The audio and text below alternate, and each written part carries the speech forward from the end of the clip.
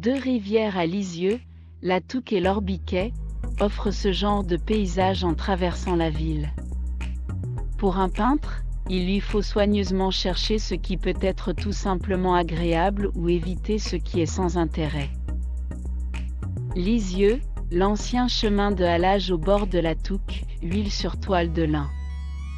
33 sur 41 cm, peint en 2017. Une grandeur de toile réduite permettant l'exécution en quelques heures, lorsque le peintre plante son chevalet de campagne, à la campagne. Ce format, qui est appelé figure par ses rapports de proportion, est parfois plus pratique que le format dit paysage plus allongé. L'orientation possible dans les deux sens me semble souvent plus harmonieux pour les sujets que je choisis. Sur des dessous ébauchés au pinceau, en camailleux de brun et rouge clair, l'exécution rapide au couteau ne laisse aucune place aux détails. Supprimer les petits machins qui font bien dans le tableau est souvent difficile, il faut choisir la seule expression de la touche qui soit juste et du premier coup, c'est qui s'appelle peindre.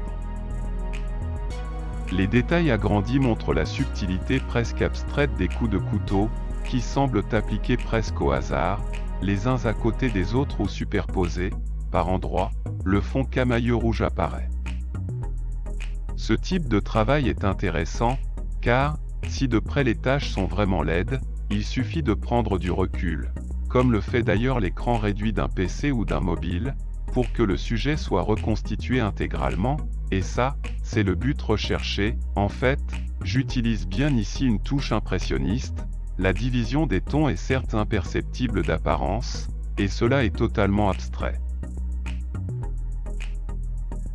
Plume d'oie sur papier à grains, encre bistre rehaussée d'un léger lavis d'aquarelle. Travail de plein air avec une totale liberté de trait, où seul l'essentiel est noté, je me suis positionné un peu plus loin pour faire ce dessin, enlevé, du bout de la plume. L'eau de la rivière coule en contrebas à droite, dessin 24 sur 30 cm.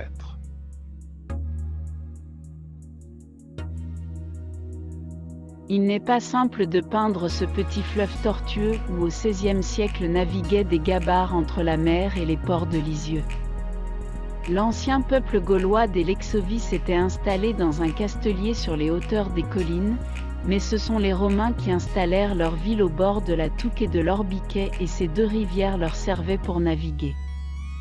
Ensuite, durant tout le Moyen Âge, le commerce fluvial y était florissant.